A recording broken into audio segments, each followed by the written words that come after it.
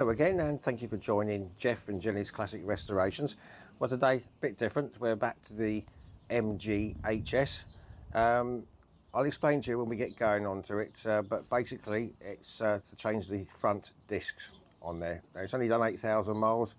It's just had its service with MG, and I was told to bring it back because I had this slight brake judder. I told them about it before, and I didn't want to take it back there and get a bill for probably 150 quid a disc and plus labour. So this was done yesterday. This is just really a bit of an introduction. Sorry about the wind. It's windy yesterday and today. So come and have a look, see how I got on. Well, here we are then. It's all jacked up. Got an axle stand under there. I've loosened the wheel nuts, and for anyone with the HS, to take these caps off the wheel nuts in the boot, you've got your little clip in there that pulls these off. So I'm just going to quickly go over with this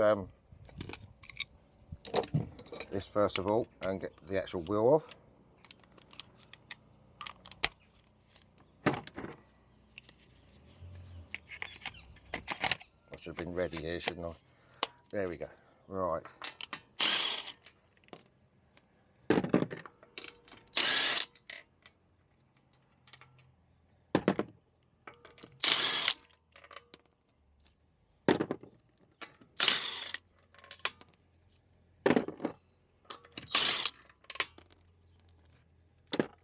Okay, that should do that. There we go. Right, let me get this out of the way. Right, now let me just give you a bit of a background to why I'm doing this. It's only got 8,000 miles on it. It's just had its MG service, and I happened to mention that there was a bit of brake judder. They said, oh, well, we won't be able to do that on the service. You'll have to book it in for us to look over it again and sort the problem out. Well, obviously, they're only guaranteed up to 12 months, and also up to, well, whatever comes first, 15,000 miles. So I knew whatever happened, I was going to be stung by a pair of brake discs. Now, when I spin this, you can feel that it gets around to this part, and it's just a little bit stiffer than around there. So obviously they warp slightly. Now, I'm not a heavy braker by any means, but one day it's got this automatic braking. If someone pulls out in front of it, or a person walks out in front, but someone suddenly pulled out in front of me. Now, I saw the car, I could have stopped, but the car got worried, threw it into full emergency. I had a carload of passengers, and I've got a feeling it started after that. So these are warped slightly, but it's got regenerative braking on there, so I tend to use that up to roundabouts, just be a bit proactive, and it charges the battery at the same time. So I've had to bite the bullet, and I've gone for 2 new discs. They're Ball & Beck, £93 for 2, as opposed to 100 and something each for the MG ones, and also the labour as well. So we're going to start taking this off. This is just for any other owners. It's pretty much just straightforward, I think, but let's make a start, and we'll get the new disc on, which is such a shame. There's nothing wrong with them. The brake pads are very thick. It's just, I think they overheated when it went into a full emergency. So let's get started. Right, the first thing to do is to just remove this clip. Pretty much the same on most cars these days. And just try and make sure you don't fly off in your face. Up there anyway. Right, I'll claim that back later. Right, so what we're going to do, we'll move around the back now. I'll try and see if I can move you around. Right, so first of all, we've got these little dust caps to take out. This is the dust covers for the sliders on the on the caliper, and in there is usually a hex nut or a hex bolt. Try and see if we can guess which one. No, a bit bigger. Yeah, okay, so that's a what is it? Can't see it. That's a 7. That's a size 7. So let's get ratchet on that. See if we can get this light. Are you there?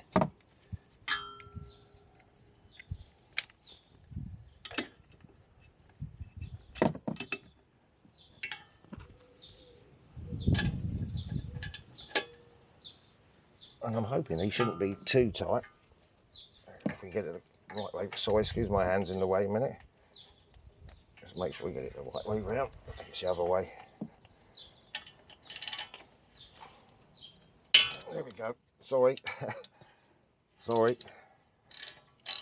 Right, so let me get this out and I'll do the bottom one as well, and then I'll come back to you when they're out. Well, that's the bottom one out, and now that one's finally done. Actually, could do with some grease in there, some sort of grease. That's a bit sticky anyway, so we'll do that later. Right, okay, so that should remove the caliper. So I'll bring you around to the other side. Okay, so all being well, this should come off.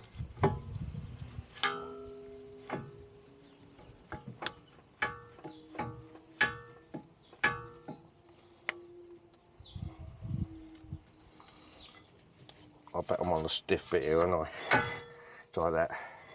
There we are. Right. Okay, so let's just get this tied up somewhere.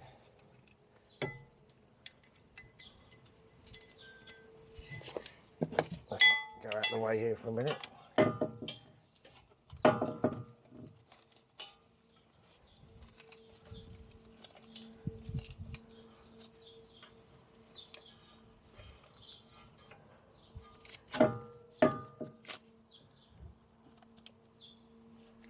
I think that's all right. Right. Right, so now we're just left with the, just you can see a little bit of extra run out there. So right, now we need to get the brake caliper carrier off. So let me find the right socket for that and come back to you. Right, to make life easier here, I've turned the wheels to the right now, and these can be a problem at the best of times. So this is a 21mm socket, and usually they have some sort of thread lock in here, so let's give it a go. Oh, well, that's good, isn't it? Very good. Maybe that's very loose, to be honest.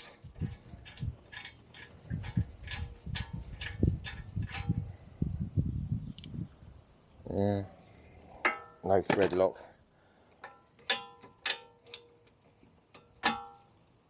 Oh dear, that one. Oh yeah, there we goes one. There we are. I think all one's on properly. We shall address that one shortly.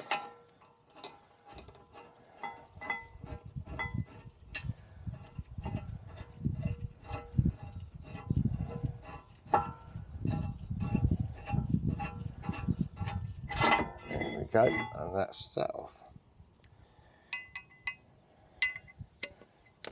There. Right, okay. We get the wheel straight, and then hopefully we can get this off. Now we've got this Torx thing now. Then these can be a pain to do, but we'll give this a go. This is the, can't even see which one it is. I think it might be 20, 30, I don't know. Anyway, let's see if this comes off. Oh, there we are, that's right. Normally these can be a pain as well. That's somewhere safe, and hopefully we can get that off. Of course not. It's going to need a bit of tapping, I think.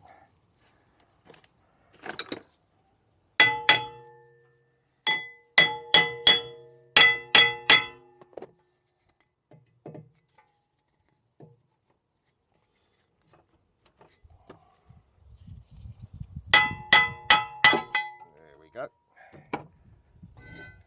Right.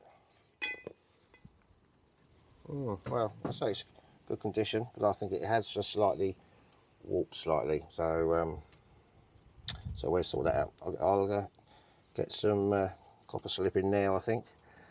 So bear with me. I'll get back to you very shortly. Well, I've got this stuff. This is what Ed China recommended on. Well, I don't think it was his YouTube channel rather than We the Dealers. I'll just put a little bit around there. That should make that a little bit easier coming off in the future. I hope I won't have to take it too much off in the future. Okay, so put just a bit around there. Right, I'm going to just degrease the disc and we'll try and get it back on. Right, that's, as you know, it's been greased. I've degreased the disc now. It's got a film of oil on there. I've also gone around here with some ACF 50 on this shield, so hopefully that will protect it as well in the future. So let's get this one back on and line our little hole up somewhere. I think it's about there.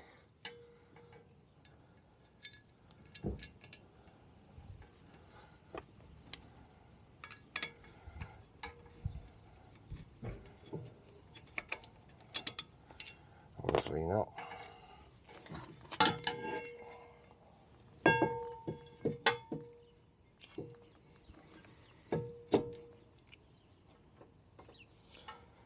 Almost.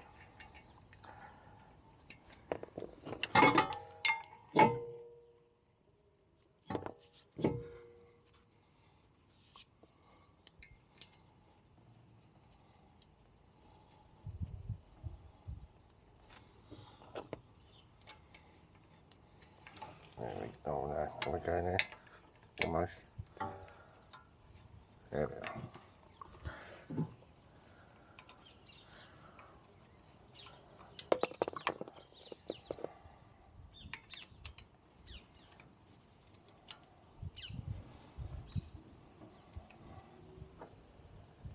Okay. There we go. Right. Right, I'll just go and get some thread lock stuff. Right, okay, I'm just going to put a little bit of this thread lock on there. There's absolutely nothing on there whatsoever.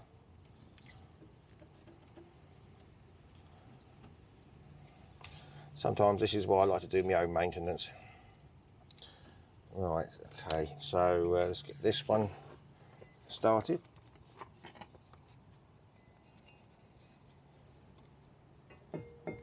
The right way round.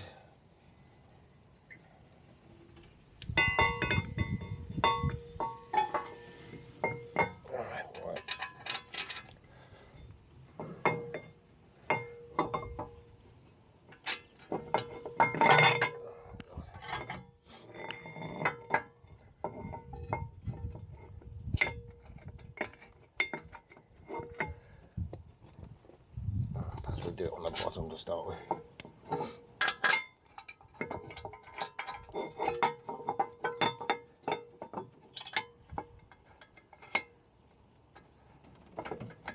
Okay, that's there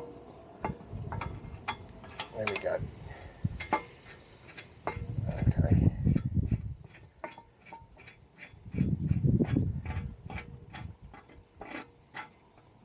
Okay, I'll get a bit of thread lock on the other bolt and I'll tighten these up.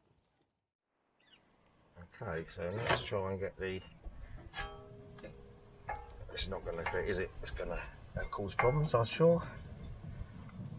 Yeah, of course, yeah. Right, so we need to get this caliper pushed in a little bit. Right, bear with me. I do have a caliper tool to push in, but or piston tool, but hopefully we can do it the old-fashioned way of pushing it in. So bear with me, I'll come back and get this pushed in. Right, yes, I didn't do it with the special tool. I just used that and slowly pushed it in, so it's now back over and the pads are back in. I'm going to use some of Ed China's special stuff he used on here. A bit of grease. There's nothing on here whatsoever, so that will help with it anyway. So hopefully we can get this now. I do apologise that the light's now gone. My searchlight bulb's just gone, so we're just using the torch for now, or a couple of torches anyway. So we can get that in there and then do the other one.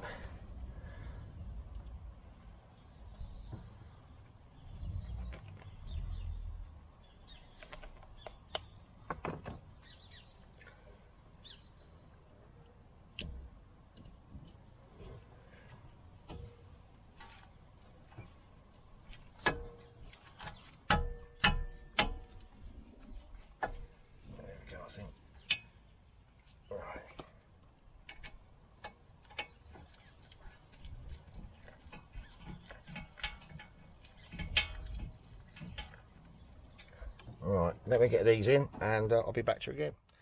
Well, finally got the clip back on now, and don't forget to put your little dust caps back on, just to protect those a little bit. One there, one at the bottom. There we go. So get the wheel back on.